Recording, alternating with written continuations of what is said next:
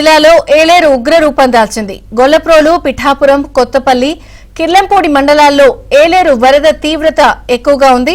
25,000 ఎకరాల్లో పంట నీట మునిగింది. 3 మండలాల్లో 23 గ్రామాల్లో వరద ప్రభావం ఉంది. 216వ జాతీయ రహదారిపై ఏలేరు వరద ప్రవహిస్తోంది. పిఠాపురం, గొల్లప్రోలు మధ్య రోడ్డుపై వరద నీరు ఉప్పొంగుతోంది. ఏలేరు వరదతో పలు ప్రాంతాల్లో పంట కాలువలకు గండ్లు పడ్డాయి. గొల్లప్రోలులోని పలు ప్రాంతాలు నీట మునిగాయి. AP deputy CM Pavan Kalyan కొనుగోలు చేసిన భూమి కూడా వరదకు నీట మునిగింది.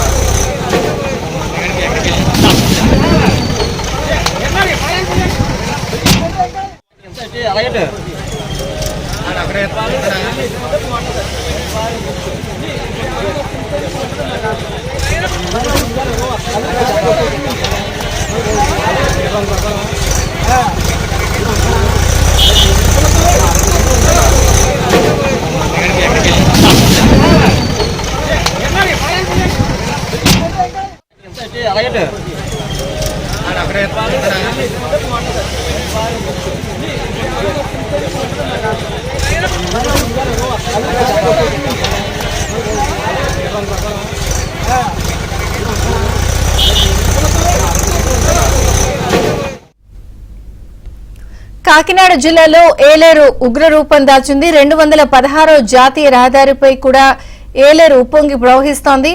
కొన్ని మండలాల్లో ప్రధానంగా పిఠాపురం ఇక్కడంతా కూడా ఏలేరు ప్రభావం స్పష్టంగా కనిపిస్తోంది. మరిన్ని వివరాలు మా ప్రతినిధి అప్పారావుని అడిగి తెలుసుకుందాం. అప్పారావు.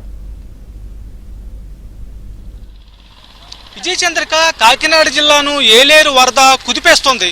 దాదాపు 46,000 క్యూసెక్కుల వరద నీటిని ప్రాజెక్టు నుంచి దిగువకు విడుదల చేయడంతో 9 మండలాలు కకావికలమవుతున్నాయని చెప్పొచ్చు. దాదాపుగా 20 చోట్ల ఏలేరు కాలువకి గండులు పడడంతో ఎక్కడికక్కడ వరద నీరు అనేక రహదారులను పూర్తిగా తుడిచిపెట్టిపోయే పరిస్థితి నెలకొంది. మన విజువల్లో చూడొచ్చు. ఏదైతే పిఠాపురం హైవేకి వరంగా కత్తిపూడి నుంచి ఒంగోలు వరకు ఈ హైవే వెళ్తుందో మొత్తం వరద నీరు చుట్టుముట్టేయడంతో రాకపోకలు కూడా తీవ్ర ఇబ్బందులు నెలకొన్నాయి చెప్పాలి. మరోపక్క మన విజువల్లో చూడొచ్చు. ఏదైతే వరద నీటికి హైవేను ఆనుకున్న దాబాలు కానీ రెస్టారెంట్లు కానీ పెద్ద ఎత్తున వరద నీరు చేరిపోయింది. దీంతో ఇవన్నీ కూడా పూర్తి స్థాయిలో మునిగిపోయాయి. అదేవిధంగా మన విజువల్లో చూడొచ్చు. పిఠాపురం బస్ స్టాప్ కూడా పూర్తిగా వరద నీటిలో చిక్కుకుపోవడంతో జనం కూడా ఇక్కడ ఎవరో కనిపించే పరిస్థితి లేదు.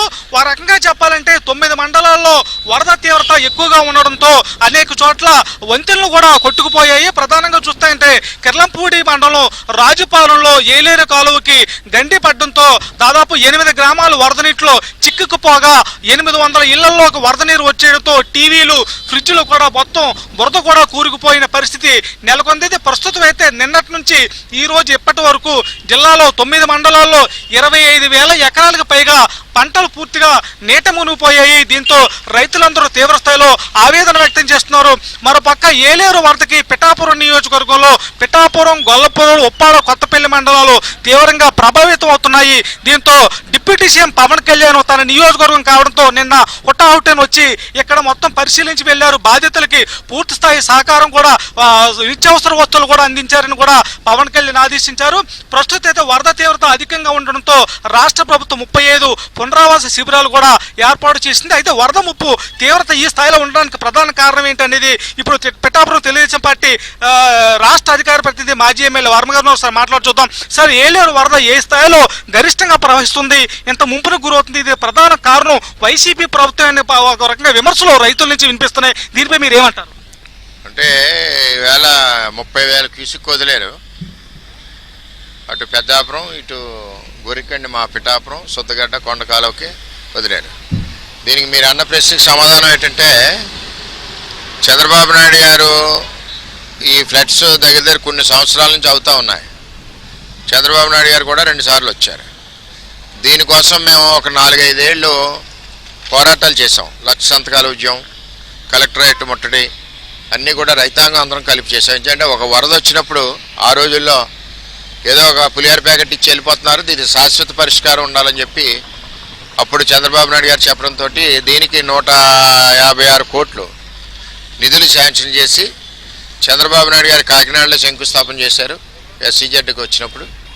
అలాగే పిఠాపురాన్ని నేను గొల్లపురంలో నేను శంకుస్థాపన చేశాం. రవణక్కపేటలో పనులు ప్రారంభించిన శుద్ధగడ్డ కొండకాలువ ఆధునీకరణ, దాన్నే ఏలేరు ఫేజ్ 2 అంటారు. జగన్మోహన్ రెడ్డి వచ్చిన వెంటనే రివర్స్ టెండరింగ్ పేరుతో దాన్ని క్యాన్సిల్ చేయడం జరిగింది. తర్వాత 3.5 సంవత్సరాల తర్వాత కాపు నేస్తం కార్యక్రమంలో గొల్లపురాలు వచ్చినప్పుడు 2 నెలల్లో నేను పనులు మొదలెడుతున్నానని జగన్మోహన్ రెడ్డి చెప్పాడు. ఏమీ మొదలెట్టలేదు. నెక్స్ట్ కూటమి ప్రభుత్వం వచ్చాక ఈ నియోజకవర్గ సమస్యలు ఏంటన్నది చర్చించుకున్నప్పుడు పవన్ కళ్యాణ్ గారి దృష్టిలో కూడా ఇది పెట్టడం జరిగింది. చంద్రబాబు నాయుడు గారి దృష్టిలో కూటమి ప్రభుత్వంలో ఇది పూర్తి చేస్తామని చెప్పి ఆ రోజు ఉప్పాడ జంక్షన్లో పవన్ కళ్యాణ్ గారు మేము మాటిచ్చాం. ఇది రైతుల యొక్క బాధ ఏంటంటే శాంక్షన్ అయిన దాన్ని, అదేవిధంగా పనులు మొదలుపెట్టిన దాన్ని, వండిన భోజనం ప్లేట్ లాగేస్తే ఎలా బాధ ఉంటుందో అలాగా అటువంటి ప్రాజెక్ట్ని జగన్మోహన్ రెడ్డి క్యాన్సిల్ చేయడం వల్ల ఈరోజు ఈ దుస్థితి వచ్చింది. ఈ ఏలేరు కింద లెక్కేసుకుంటే ఒక పంట పోతే సుమారు 800-900 కోట్ల రూపాయలు రైతాంగానికి నష్టం వస్తుంది. దీంతో పాటుగా గొల్లప్రోలు, EBC కాలనీ, SC కాలనీలు, శివాలయ మాన్యం, కాకరరావిడి, అలాగే తాడిపత్తి, ఇప్పుడు భోగాపురం ఈవేళ మునిగిపోయినాయి. జౌనుపిల్లి, కోలంక, మన గోకివాడ, అలాగే దంతమూరు పార్టు, తిమ్మాపురం, దగ్గర పిఠాపురం మండలంలో 11 గ్రామాలు పోయినాయి. కొత్తపల్లి మండలంలో 2-3 గ్రామాలు మునిగిపోయినాయి. అలాగే వచ్చేసరికి మన గోలపురాల మండలంలో కూడా లక్ష్మీపురం ఇవన్నీ కూడా మల్లవరాలు ములవడం జరిగింది. అంటే ఏలేరు వరద ప్రభావం వల్ల సుమారు దాదాపు 25,000 ఎకరాల వరకు మునిగిపోయి ఉంటుంటారు. ఒక పిఠాపురంలో నష్టం ఎక్కువగా ఉంది. నియోజకవర్గంలో నష్టం ఏ మేర వరకు ఉండొచ్చు అని మీరు అనుకుంటున్నారు? నష్టం ఇంకా పంటలు పండే పరిస్థితి ఉండదు. ఇంకా అంటే మొన్న 4 రోజులు నీళ్ళలో ఉన్నాయి, ఇప్పుడు ఒక 4 రోజులు 5 రోజులు నీళ్ళలో ఉంటాయి. ఇంకా కుళ్ళిపోద్ది. దాని చేత నష్టం విపరీతంగా ఉంటుంది. ప్రభుత్వం ఎంత సాయం చేసినా తక్కువే. ఎంచేదంటే చంద్రబాబు నాయుడు గారు కూటమి గవర్నమెంట్ రైతులను ఏదోలాగా ఆదుకోవాలని ఒక ఆలోచనతో ఉంది. నిన్న పవన్ కళ్యాణ్ గారు వచ్చినప్పుడు కూడా ఎక్కడికక్కడ అసెస్మెంట్ చేసి నష్టపరిహారం ఎంత వచ్చిందో అదన్నీ చూసి ప్రభుత్వ పరంగా ఆదుకుందామని చెప్పి తెలియజేశారు. అలాగే కొంచెం రైస్ ఇవన్నీ కూడా ఎఫెక్టెడ్ ఏరియాలో ఇవ్వడం జరిగింది. ఇది పిఠాపురం వర్మ గారు చెప్తున్నారు. ఏలేరు నియోజకవర్గానికి సంబంధించి ఏలేరు ప్రాజెక్టు ఆధునికీకరణ వైసీపీ ప్రభుత్వం పూర్తిగా పక్కన పెట్టడంతో ఈ రోజు ఈ స్థాయిలో భారీ వరద దాదాపు 10 మండలాలు ముంచెత్తుందని కూటమి ప్రభుత్వం దీనిపై దృష్టి సారించి ఏదైతే ఎన్నికల ముందు ఇచ్చిన హామీని ఆధునీకరణ కూడా చేసి తీరుతామని కూడా చెప్తున్నారు. ఇది ఇక్కడున్న పరిస్థితి. విజయచంద్రిక. Thank you.